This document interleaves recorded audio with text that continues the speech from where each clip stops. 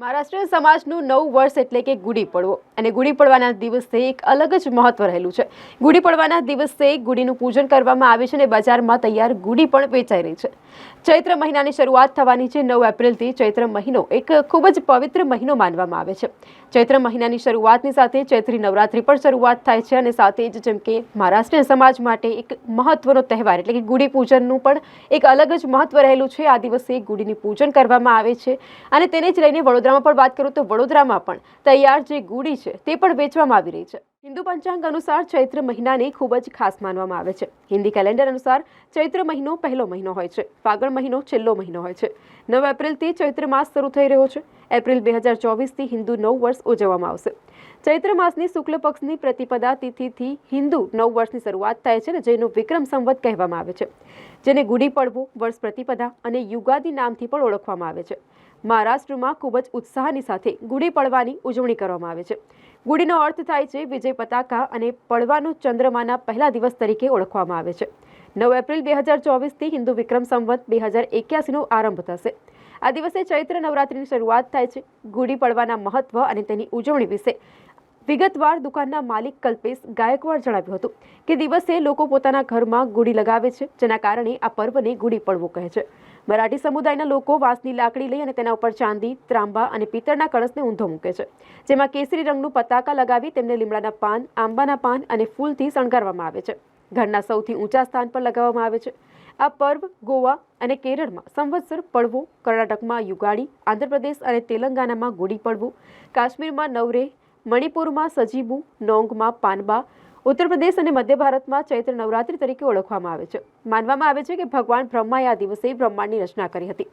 આ કારણોસર ગુડીને બ્રહ્મધ્વજ પણ માનવામાં આવે છે. મરાઠી સમુદાયના લોકો મહાન રાજા છત્રપતિ શિવાજીના વિજયને યાદ કરવા માટે ગુડી લગાવે છે. આ દિવસે મહાન જ્યોતિષ આચાર્ય અને ગણિતજ્ઞ ભાસ્કરાચાર્યએ સૂર્યોદયથી સૂર્યાસ્ત સુધી દિવસ, મબીનો અને વર્ષની ગણતરી કરી પંચાંગની રચના કરી હતી. આ તિથિ પર ચંદ્રમાના ચરણનો પહેલો દિવસ હોય છે. માનવામાં આવે છે કે આ દિવસે ભગવાન પ્રભુ રામે લંકા ઉપર વિજય મેળવ્યા બાદ અયોધ્યા પરત ફર્યા હતા, જેની વિજય પર્વ તરીકે ઉજવણી કરવામાં આવે છે અને માનવામાં આવે છે કે આ દિવસે ગુડી લગાવવાથી ઘરમાં સુખ અને સમૃદ્ધિ આવે છે. આમ ચૈત્ર માસનો પવિત્ર મહિનો શરૂ થતાં ગુડી પડવાનો તહેવાર આવે છે, જે મહારાષ્ટ્રીયન કાસ્ટ માટે નવું વર્ષ ગણાય છે. એવું તો બધા ભારતીયોને ગુડી પડવાની શુભેચ્છા મારા તરફથી. આપણા ત્યાં ગુજરાતની અંદર ગુડી પાડવાની રજા નથી હોતી.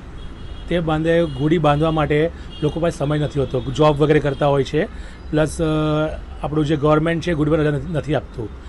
એ બાદ અમે લોકો આ ગુડી બનાવીએ છીએ કે સ્પેશિયલી કે તમે ગુડી પાડવાના દિવસે બધા ગુડી મૂકો.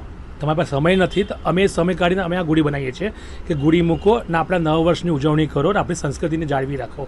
મહારાષ્ટ્ર કાસ્ટનો આ 9 વર્ષ છે એ દુનિયા બધાને ખબર પડવી જોઈએ કે આ વર્ષે ચૈત્ર મહિનો શરૂ થાય છે પાવન મંત્ર માતાજીનો, ને એ દિવસથી જ મહારાષ્ટ્ર રાજ્યનું બી નવ વર્ષ શરૂ થાય છે, જ્યારે રામ રાજ્યની સ્થાપના થઈ હતી. મેન હકીકત તો આ છે કે રામ રાજ્યની સ્થાપના થઈ હતી એ દિવસે ગુડી પાડવો ગણાય છે. ને અમે આ વર્ષ બહુ ધામધૂમથી ઉજવીએ છીએ. જેવું કે ગુજરાતીની બેસતું વર્ષ આવે છે, સિંધીની ચેટી ચાંદ આવે છે, ખ્રિસ્તીઓનું ન્યૂ વર્ષ એટલે 31st આવે છે. એવું મહારાષ્ટ્રીયન કલ્ચરનું એ ગુડી પડવાની શરૂઆત થાય છે. ગુડી કઈ રીતે તૈયાર થઈ? ગુડી તૈયાર થાય છે એટલે કે સૌ પ્રથમ તો આપણાને જે લાકડી હોય છે એ લાકડી પર આપણે સાડી ઘરમાં હોય છે, જે નવી સાડી આપણે દર વર્ષે લઈએ છીએ એ સાડી લઈને એક નાના છડીથી સાડી બાંધીએ છીએ. એના પર જેવી માણસની પરિસ્થિતિ હોય, સોનાનો હોય, ચાંદીનો હોય કે પિત્તળનો હોય, આપણે લોટો મૂકીને સાડીને બાંધી ફિટ કરીએ છીએ. પ્લસ એમને ગુડીને મીઠું કરવા માટે આપણે સાકરની માળા ચડાવીએ છીએ, પછી લીમડાની એક માળા ચડાવીએ છીએ. એવી રીતે ગુડી આ તૈયાર થાય છે. પણ હવે હમણાં લોકો પાસે ટાઈમ નથી એટલે અમે આ પ્રમાણે નાની ગુડી તૈયાર કરી છે કે લોકો ફક્ત ઘરમાં ફ્લેટમાં મૂકી શકે, ઘરમાં મૂકી શકો તમે અને એની પૂજા કરી શકો. શું મહત્વ રહેલું છે? આનું મહત્ત્વ એ છે કે આ ગુડી એક પ્રતીક છે મહારાષ્ટ્રીયન કલ્ચરનું, નવા વર્ષનું ને રામ રાજ્યની સ્થાપનાનું. આ ગુડી એટલી મહત્ત્વની વસ્તુ છે જેટલી જ રામ રાજ્યની સ્થાપનાની મહત્ત્વની વસ્તુ છે. મહારાષ્ટ્રીયન કાસ્ટે આ ગુડી પાડવો કરવું એ જરૂરી છે ને અમારા માટે એ સંદેશ રૂપે જ અમે આ ગુડીનો વ્યવસાય કરીએ છીએ. આ કેટલા વર્ષથી મિનિમમ અમે આ દુકાન 96થી ચાલુ કરી છે, 2000ની સાલથી અમે આ ગુડીનો વ્યવસાય કરીએ છીએ.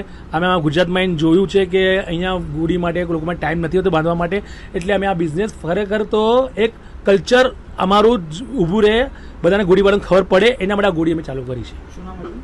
કલ્પેશ ગાયકવાડ.